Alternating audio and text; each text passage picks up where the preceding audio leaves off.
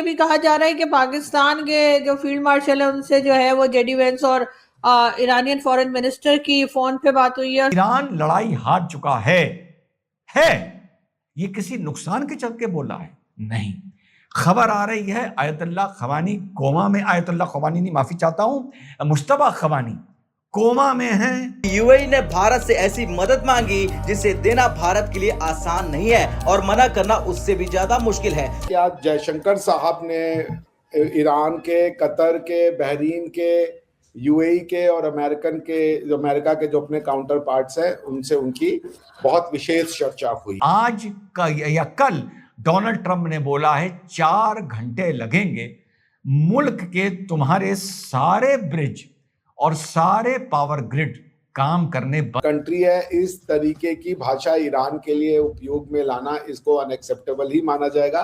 सारी बातें हमलों का सबसे ज्यादा सामना कर रहा है और सबसे बड़ी समस्या ये है कि इन हमलों का पहले से पता लगाना। नहीं रुकूंगा अपनी डेडलाइन में और तुम्हारे मुल्क का पूरा इंफ्रास्ट्रक्चर 4 घंटे में खत्म कर दूंगा। भारत की पोजीशन देखें तो इनके पास भी काफी मिसाइल हैं।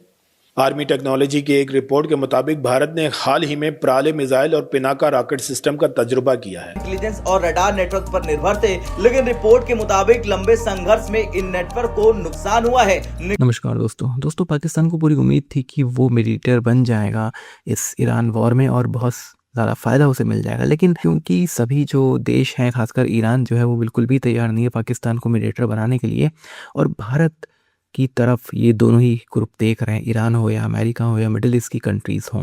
अब मिडिल ईस्ट की कंट्रीज़ भी चाहते हैं कि भारत इसमें दखल अंदाजी करे और ये वॉर रुके, क्योंकि मिडिल ईस्ट की कंट्रीज़ को इससे बहुत ज़्यादा नुकसान हुआ है। और एक तरह से जो अमेरिका की पूरी एक सिक्योरिटी जो अमेरिका देता था, जिसके लिए मिडिल ईस्ट से वो अच्छा खासा पैसा भी ले रहा था, वो बिल्कुल उसकी जो है पोल खुल गई है कि अमेरिका जो है वो पूरी तरह से तैयार नहीं है मिडिल ईस्ट की सुरक्षा करने के लिए। और ईरान ने जिस तरह से ये पूरा का पूरा मिसाइल से मारी है, हालांकि बहुत सारे हमारे देश में ऐसे लोग हैं जो कहने ईरान जीती है, लेकिन सच ये कि ईरान बुरी तरह इस लड़ाई को हार चुका है और बर्बाद हो चुका है।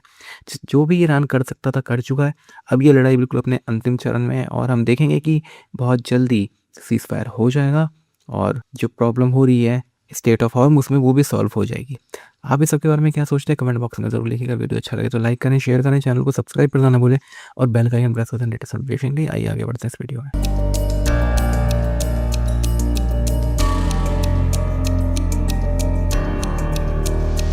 मिडिल ईस्ट में हालात तेजी से बदल रहे हैं और इस बार मामला सिर्फ क्षेत्रीय तनाव का नहीं है, बल्कि ये सीधे सीधे भारत की विदेश नीति की सबसे बड़ी परीक्षा बनता जा रहा है। एक तरफ है यूनाइटेड अरब अमीरात जो भारत का सबसे करीबी साझेदार है और दूसरी तरफ है ईरान जिसके साथ भारत के रणनीतिक और ऊर्जा संबंध बेहद ऐतिहासिक हैं। और अब खबर यह है कि यूएई ने भारत से ऐसी मदद मांगी जिसे देना भारत के लिए आसान नहीं है और मना करना उससे भी ज्यादा मुश्किल है। दरअसल मिडिल ईस्ट में चल रहे तनाव के बीच ईरान लगातार ड्रोन और मिसाइल हमले कर रहा है। बताया जा रहा है कि यूएई उन देशों में शामिल है जो इन हमलों का सबसे ज्यादा सामना कर रहा है और सबसे बड़ी समस्या ये है कि इन हमलों का पहले से पता लगाना मुश्किल हो गया। एयर डिफेंस सिस्टम पर दबाव बढ़ गया और अमेरिकी नेटवर्क की पोल खुल गई, बिल्कुल अमेरिका की तरह। अब तक खाड़ी देश अमेरिका के इंटेलिजेंस और रडार नेटवर्क पर निर्भर थे, लेकिन रिपोर्ट के मुताबिक लंबे संघर्ष में इन नेटवर्क को नुकसान हुआ है, निगरानी क्षमता कमजोर हुई है और मिसाइल या ड्रोन का समय रहते पता नहीं चल पा रहा है। यानी जो सिस्टम अभेद्य माने जाते थे अब उनमें दरार दिख रही है। अब इस परिस्थिति में यूएई ने भारत से एक खास तरह की मदद मांगी,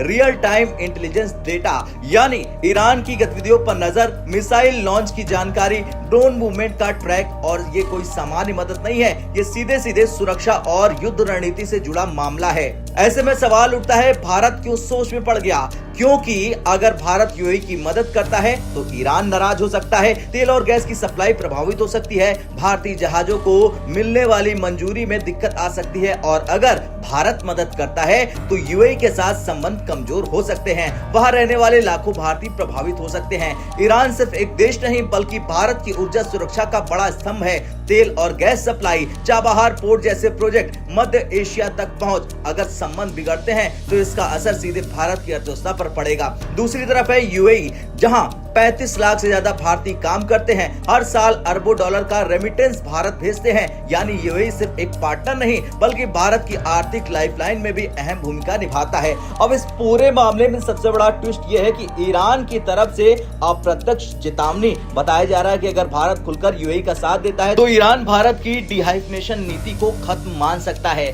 बता दें, भारत की विदेश नीति का एक अहम सिद्धांत है एक साथ सभी देशों से संतुलित संबंध बनाना। जैसे ईरान और यूएई दोनों से दोस्ती, इजराइल और अरब देशों दोनों से रिश्ते।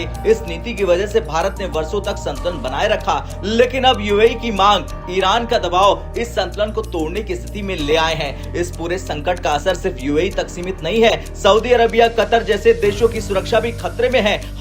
Iran plans human chain at power plant as Trump strikes looms, deadline looms. जी हाँ साथियों, ईरान के अली रेजा रहमी जो वहां के supreme council for youth and adolescents हैं, उन्होंने young people, athletes, artist, students and university professors को अपील की है कि 2 बजे अपने अपने शहर में आपके यहाँ जहां भी की एनर्जी इंफ्रास्ट्रक्चर हो, जिसको उन्होंने नेशनल असेट्स बोला है, belonging to the future of Iran बोला है, regardless for and called for unity regardless of the political view point, कि तुम्हारा पॉलिटिकल व्यू पॉइंट कोई भी हो, अपील करी है उस टेंशन के चलते जो ट्रंप ने बोला है कि ईरान के आज 2 PM के, अब वो करे ना करे, एक्सटेंड कर दे, मुझे इससे नहीं मतलब।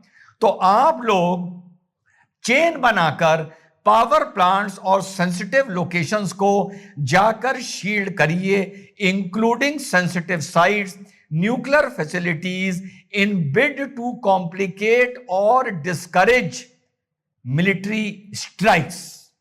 ये बयान जो आधिकारिक ईरान का आया है, इसने डिक्लेयर कर दिया है कि ईरान लड़ाई हार चुका है। अभी तो ये भी कहा जा रहा है कि पाकिस्तान के जो फील्ड मार्शल है उनसे जो है वो जेडी वेंस और ईरानियन फॉरेन मिनिस्टर की फोन पे बात हुई है और सारी रात ये लोग फोन पे बात करते रहे।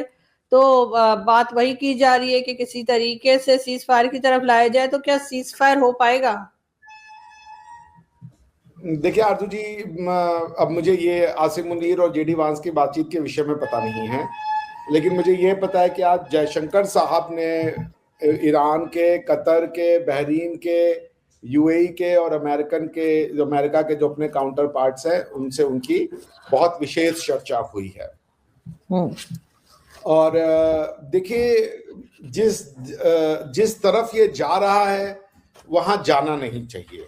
आप ट्रम्प साहब की ट्वीट को जिस तरीके का अनपार्लियामेंट्री लैंग्वेजेस उन्होंने यूज किया वो बहुत दुखद है।